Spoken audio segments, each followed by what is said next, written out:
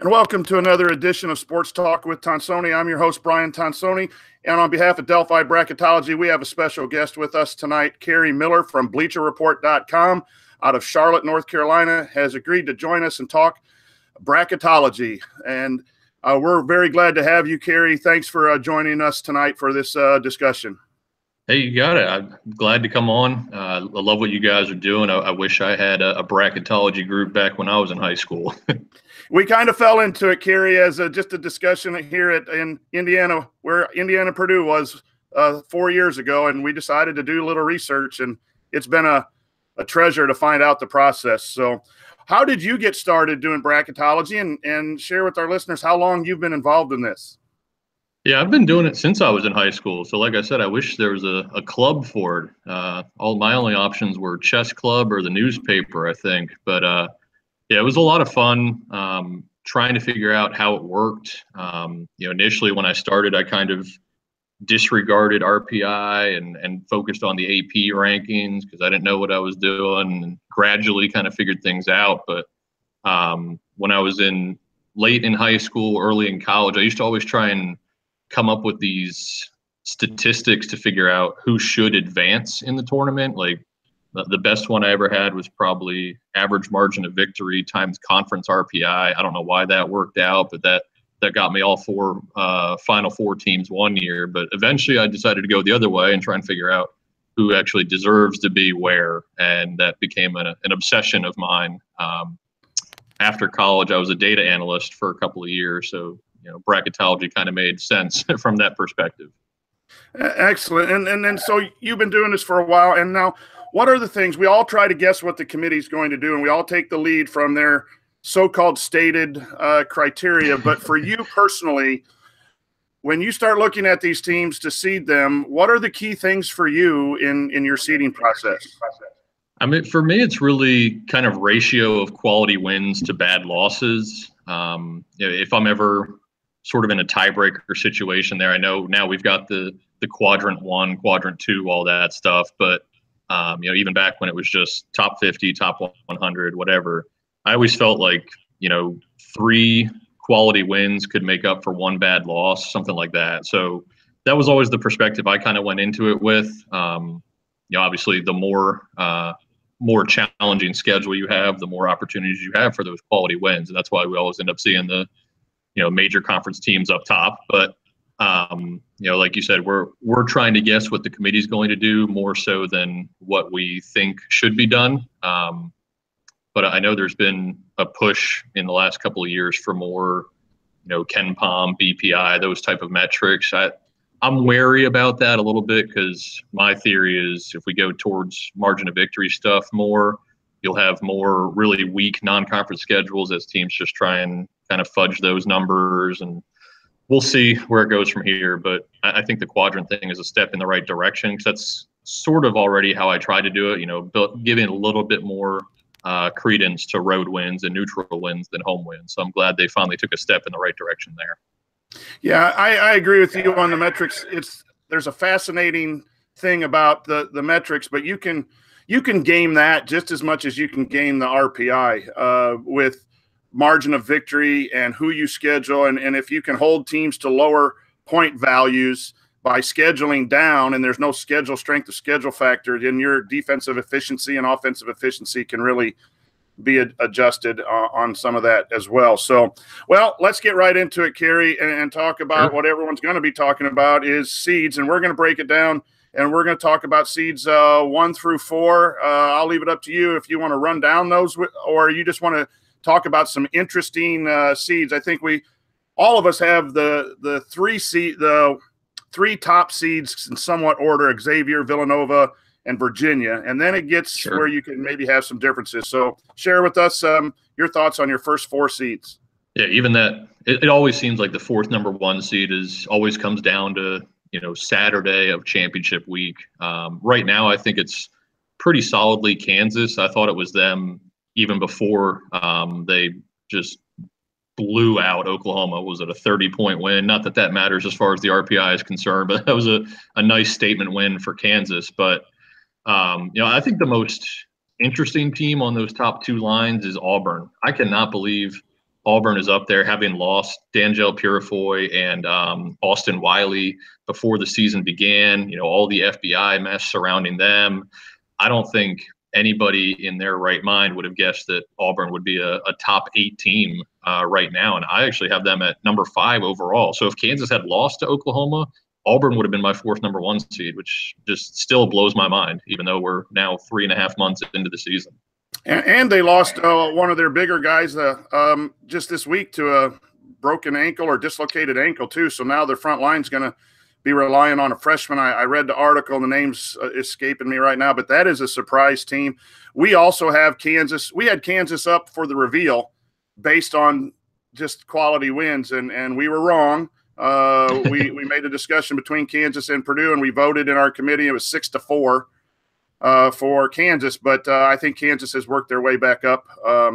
Interesting. What do you think about North Carolina? They were, they have 7 losses and they have a tier 3 loss, but boy, they have 10 wins now, I think, in tier 1. Are they moving up in your rankings? Yeah, they've got a really strong resume. If you can just forget about that home loss to Wofford, which I think in that top 16 reveal, the committee was clearly unable to forget about. I thought North Carolina had a better resume than Duke at the time, and not just because they beat them head-to-head a couple of days before that, but I was surprised to see Duke ahead of North Carolina. I thought the Tar Heels were around like the 8 or 9 range at that point. I think right now I have them at 6 or 7, pretty solidly on the 2 line. They have picked up a couple of quality wins since that top 16 reveal. I know they beat Clemson and Louisville, I think, were 2 of the big ones. So that's obviously, aside from Pittsburgh and like Boston College, pretty much everything in the ACC, if you keep winning, you're going to keep getting quality 1 wins or quadrant 1 wins. So, Duke and Virginia and North Carolina all looking really solid right now as top 1 or 2 seeds. I agree. And I have a hard time putting North Carolina behind Duke right now, even though I think Duke's playing well. How do you deal with a team like Cincinnati with the numbers in the tiers are nice, but when you really break down and look at the spots or the slots within tier 1 and tier 2, they haven't beaten teams that other teams have beaten. Yeah, that's one of those teams where, because we're focusing a little bit more on these advanced metrics, Cincinnati the last few years has really done this, where they schedule just a garbage couple of first 4 or 5 opponents and beat them by 40 points. And I know at one point they were, I think, 7 on KenPom and like 48 in RPI. I think that's a testament to how much they're kind of gaming the system there with the advanced analytics. And that's the main reason that they are looking like a 2 or 3 seed right now. I think I have them at 11 overall, so closer to a 4 than a 3. But losing at home to Wichita State over the weekend, losing at Houston, before those 2 games, I think they were still kind of legitimately in the conversation for a 1 seed. If they had won both of those and happened to lose to Wichita State on the road, they would still be in really great shape. But I think now, they're the kind of the house of cards is starting to fall out from underneath them now that they're picking up some losses. And then we also have teams like Tennessee, Texas Tech, and Clemson in this 3-4 range that can go either way. What have you done with Texas Tech here with a couple losses lately? I think I still have Texas Tech at 12 overall, so they would be my bottom number 3 seed. Still looking good. I really like how they've played all season. I know the eye test is just something the committee kind of says. We can't really qualitatively evaluate that, but in mid-January when they lost Zach Smith for the season and kind of struggled a little bit after that, I think the committee will maybe downplay that a little bit and just look at how well they've been playing lately now that Keenan Evans, I know he's hurt right now, but they were playing well when he was really hitting his stride. He had like 38 points against Texas, I believe. So from a, how far they could go in the tournament perspective, if they get healthy, I really like them. And from a resume perspective, another league, even more so than the ACC, if you win 12 games in the Big 12, that's 12 quality wins. So they're going to have a really strong resume, regardless of how healthy they are heading into the tournament. Have you had a little difficulty finding your last 2 top 4 seeds? We have West Virginia and Wichita State Ohio State and Kentucky are right there at the top of the 5 line. I think we can go either way. Where are you leaning?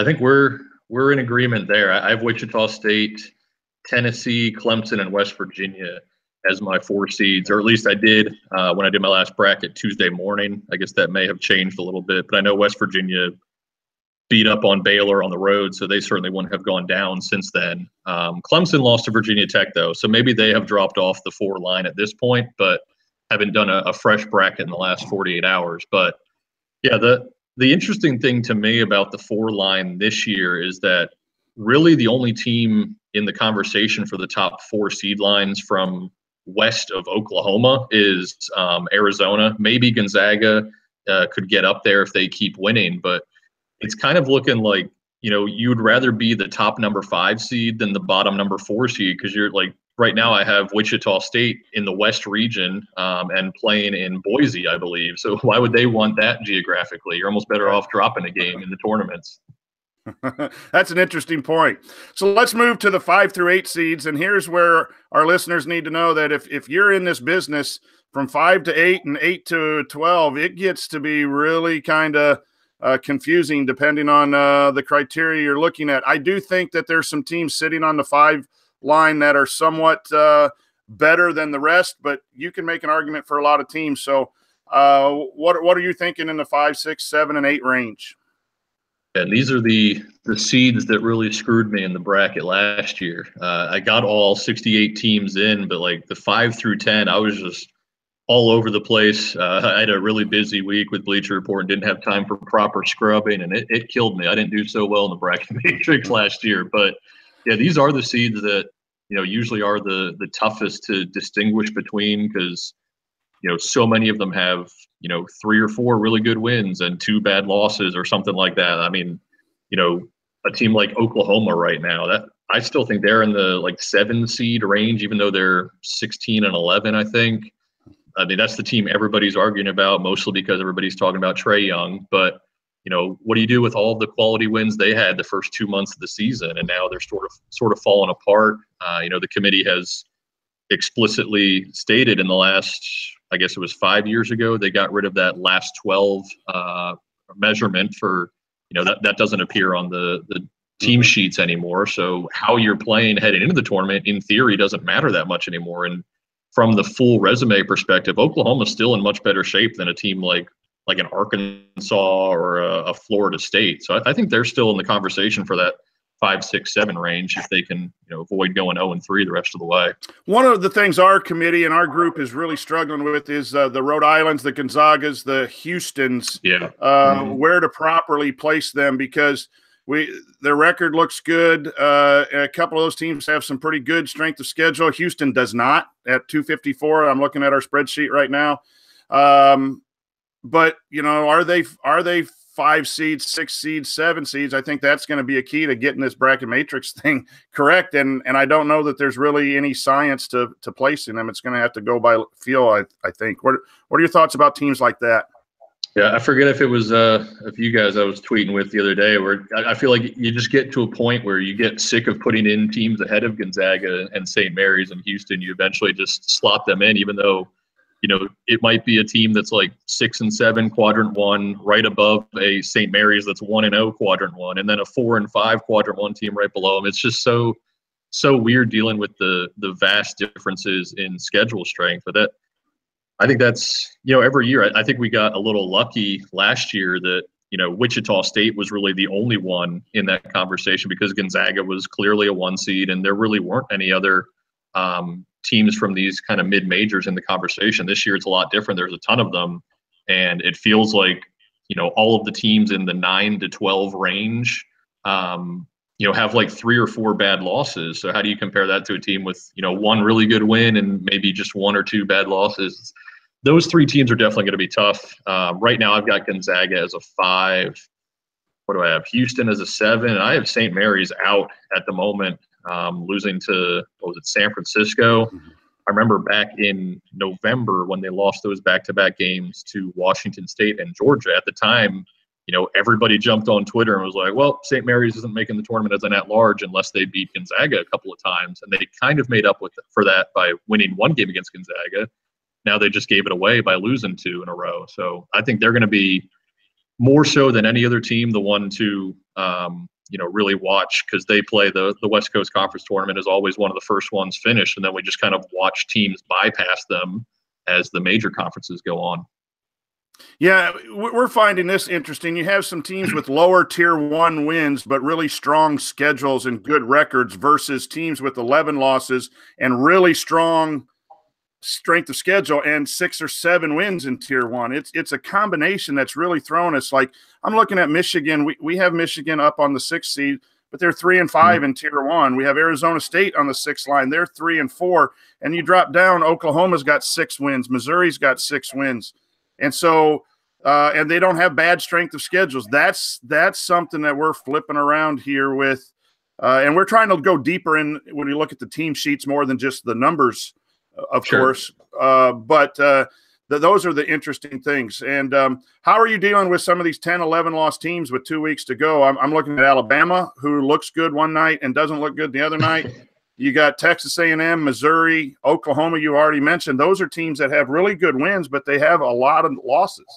Yeah, I feel like the whole SEC really belongs in that conversation. I mean, Florida is now somewhere in like 65 range in RPI, but they've got like 6 quadrant 1 wins. LSU, I think, is like 7-5 against quadrant 1, or at least they were when I put together my bracket on Tuesday, but they've got 11 losses. They've got some ugly losses. So I think it's just a product of the SEC intentionally scheduling a lot tougher in non-conference play this year, with the exception of Mississippi State. They apparently didn't get that memo, but I think that has helped the league as a whole. And now you see like every SEC game is at least a quadrant 2 opportunity, if not quadrant 1. So any team that's even 8-10 in that league is going to have more quadrant 1 wins than any Big Ten team, any Pac-12 team.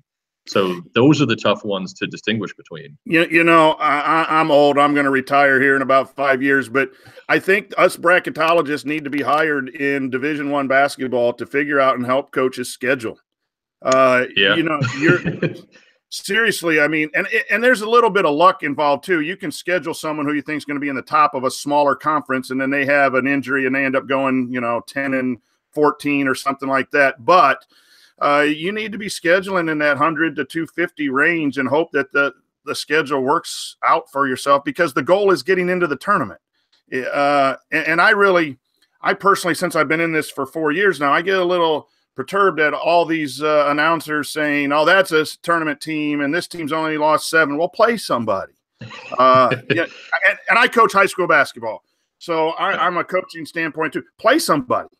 Our schedule's really tough at the high school level. Our record's not good, but we play a lot of good people, and it helps us get better. But anyway, that's for another time. So let's go down to the real tough thing, the bubble, which really the bubble's probably 7 and 8 seeds too, because 2 or 3 bad losses for teams in the 7 and 8 might drop some teams. But let's go down to 8, 9, 10, 11, which are your last at-larges for our listeners, and talk about some of the interesting cases on those lines.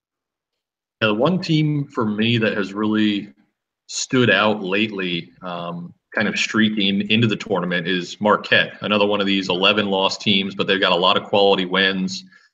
They won at Creighton in their most recent game, I believe. They swept Seton Hall. I think they're 6-8 in Big East play, though. They're not ranked. They have 11 losses, and their conference record doesn't look good. So people who don't dig into the minutia of all the team sheets look at Marquette as a 10 seed in my bracket, and they tell me I'm out of my mind. And I'm like, well, look at the teams behind them and tell me why they're better than them. A team like, we've already talked about St. Mary's, but a Syracuse, why should they be ahead of a team like Marquette just because they didn't schedule as aggressively and because they're able to win some games at home that, maybe a team like Boston College wouldn't, or something like that. But I think that, like you said, even the 7 and 8 teams feel like they're on the bubble this year. Every year we complain, whether rightfully or not, that it feels like the bracket or the bubble is weaker than ever. I don't think that's the case this year, but I think it is like way bigger than ever, just because,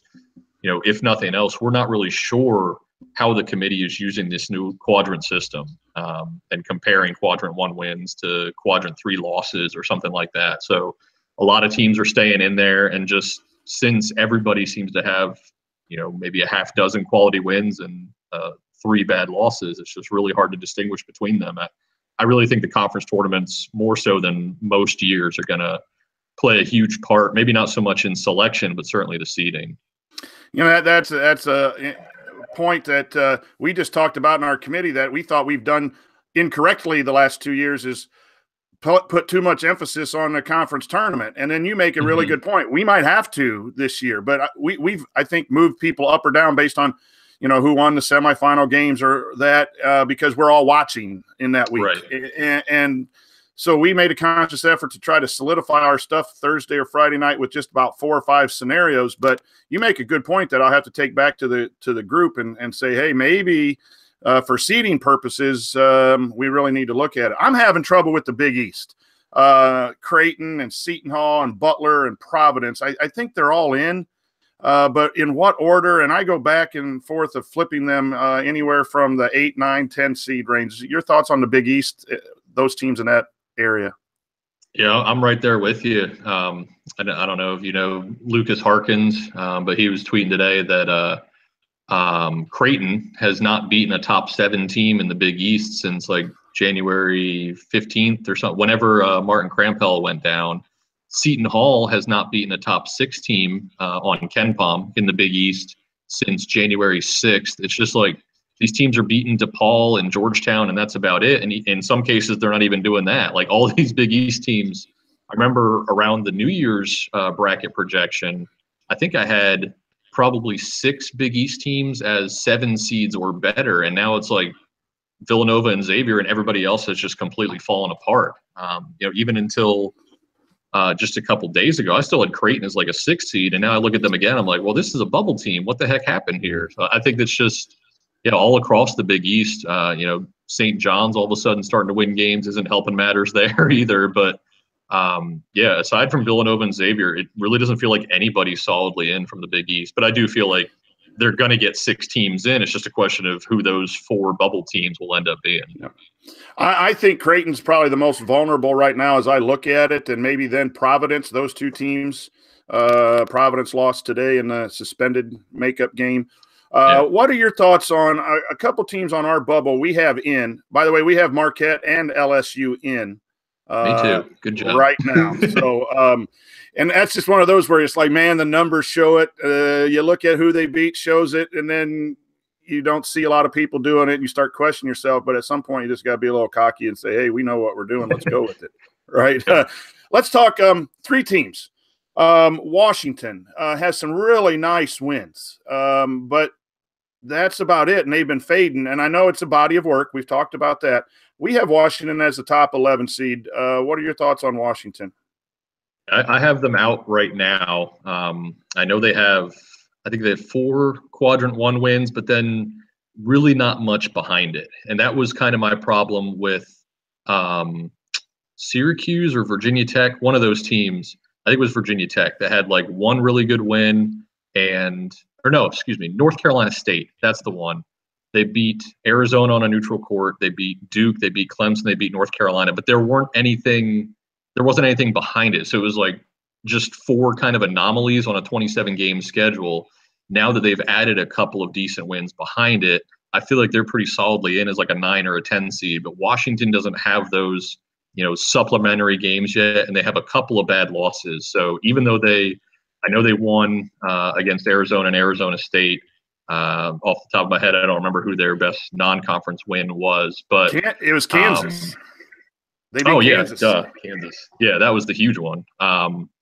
But only 1 quadrant 2 win, I believe, 2 quadrant 3 losses. So I'm just giving you information you already know. But the big thing with them is that they're in the predictive analytics, like KenPom, they're in the 100 range, which is just crazy. I wanted to write a piece on Washington maybe 2 weeks ago. I forget what the exact hook was, but like RPI, advanced analytics, and the curious case of the Washington Huskies, because they were like 35 in RPI and 104 on KenPom. It's like, what the heck do you do with this team if we are giving more value to those margin of victory metrics. So Yeah. that's one team I'm That's really interested in seeing what happens, just, in knowing how much more the committee is looking at Ken Palm this year. I really appreciate you just taught us something about the backup wins, because I think I refreshed the RPI thing this morning, and they have 5 tier 1, but they only have 1 tier 2. And I do think that matters, and they have 2 tier 3 losses, and so we got to look at all of that in comparison. We have them on the 11th seed. We have them obviously in jeopardy. What's your take on a team like St. Bonaventure? Again, another team from not a Power 6 conference with okay numbers. Yeah. But I've got them in. I've got them in now. I think I have them as my top 11 seed, so not very securely in, but they are ahead of the bubble. That win over Rhode Island last Friday, whatever day it was, the days run together in February. That was huge for them. When they lost, I think it was 4 out of 5 early in conference play. They lost to Dayton, St. Joseph's, Rhode Island. I forget the 4th one, but right after the 4th loss, I had a bracket come out, and I had St. Bonaventure as like my 5th team out. And I said that they basically need to win every remaining regular season game to get in. And thus far, they've done that. They've won 9 in a row, as long as they don't really stub their toe down the stretch here. And even if they go 2-1, because I know that they play, I think, at VCU, at St. Louis, and who's the 3rd game? I can't recall, but it maybe home against Davidson, I think.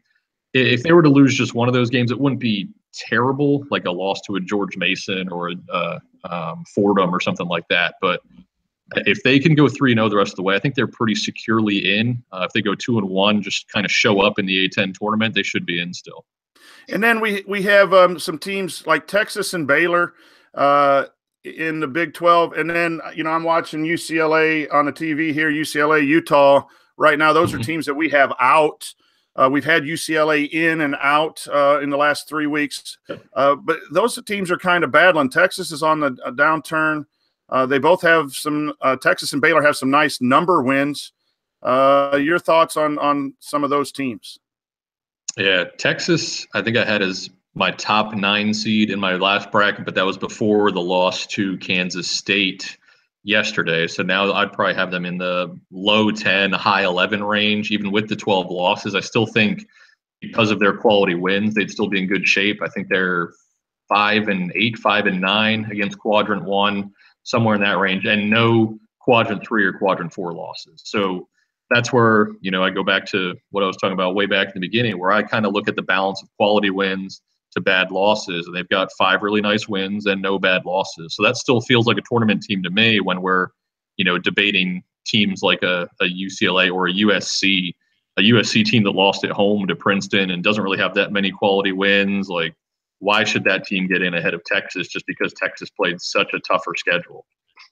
I agree. And, injuries are a factor too, that a lot of teams have injuries where players miss a game or two. St. Bonaventure, had their star out for a couple games. I just saw someone pushing for Loyola as an at-large because they had some guards missed during some of their losses. And, that is, the committee does look at all that stuff. And that's something that us as a high school group, we probably don't look at enough.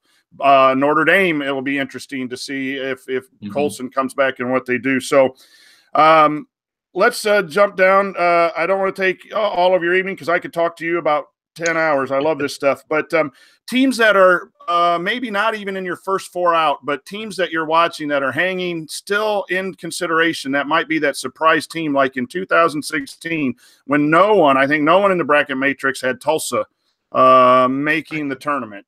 Who do you think might be those teams?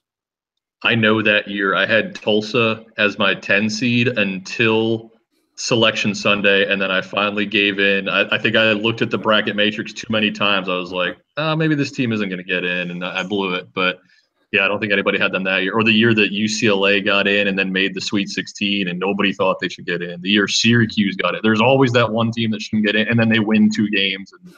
And the committee's like, oh, we did the right thing. And we're like, no, you didn't. But the one team that I'm looking at right now is Oklahoma State. And they are like way down in RPI. I think they're like 90, somewhere in that range. They're probably 75 on Ken Palm. But one of these teams, similar to Texas, that has a lot of good wins. They do have a lot of losses, but no bad losses.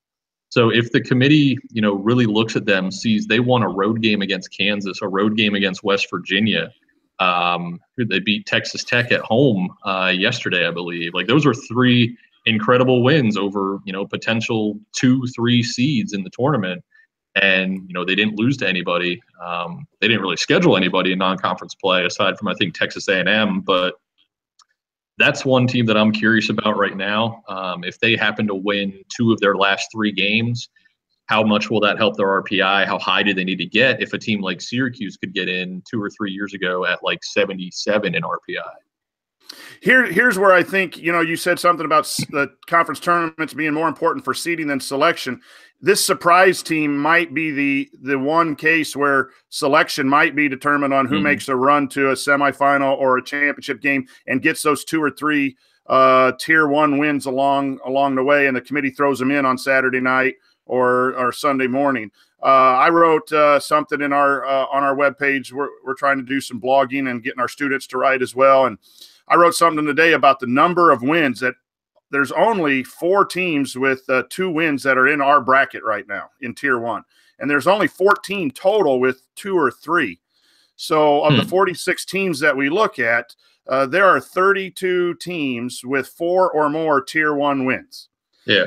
And so, when you're looking at our bubble teams, St. Mary's 1, Syracuse 2, UCLA 2, USC 2, Utah 2, those are our top teams we're looking at. They need to get some quality wins in order to be in the discussion, in our opinion. But there are a couple teams. Oklahoma State was one of them. Mississippi State at 3-6 in tier 1, 3-2, and no bad losses. Their strength of schedule is awful, though, and I think ultimately that's going to keep them out. But what do you think about this team? 69 in RPI, Georgia, 15-12. They are 6-7 currently in tier 1 wins, and they are 3-3 in tier 2. So they are 9-10. They do have 2 tier 3 losses. That is a boatload of wins, and that reeks to me like that's that committee sitting there wanting to put one more team in. And that's the Tulsa UCLA. That might be a Tulsa UCLA thing that, man, they're so far down on our list now that we're not even talking about them. And I just found that this afternoon that if they go to the semifinals or something. I don't have them in my first 5 out. I don't even know if I have them in my next 5 out, but they are still in my spreadsheet because of those wins. Like you said, I think 2 or 3 days ago, I had tweeted, like, if you have Providence safely in the field and you're not even considering Georgia, like, you need to start over from scratch because this team has a lot of really good wins and just a couple of bad losses. I think they have a very, the actual wins that they have in quadrant 1 aren't that strong. So I think from that perspective, they are, several lines behind Providence, but just, jumping off the page as this team kind of far down there with 9 quadrant 2 or quadrant 1 wins is really impressive. And if they win even, 2 more games the rest of the way, either regular season or in the conference tournament, that's going to be, they'll be up to double-digit quality wins. And, now we're here talking about whether Georgia or St. Mary's deserves to get in. It's going to be a lot like the year that Monmouth got left out just because they didn't have enough, top 50, top 25 wins. We'll see. I mean, it does feel like the committee always kind of defaults to the major conference teams over the really good minor conference teams. Even though Wichita State got in last year, everybody immediately screamed that they were underseeded, and I completely agreed with that. But it does seem like, even if you're only getting more wins because you have more opportunities because of the conference you're in, that seems to go a long way with the committee, fair or not. Yeah, and that'll lead me to my final question. But before that, the tier 1 wins, we do look at the quality. Like a team that beats the 6th best team and the 9th best team is more impressive to me than someone whose best win is 30, and 30 on the road.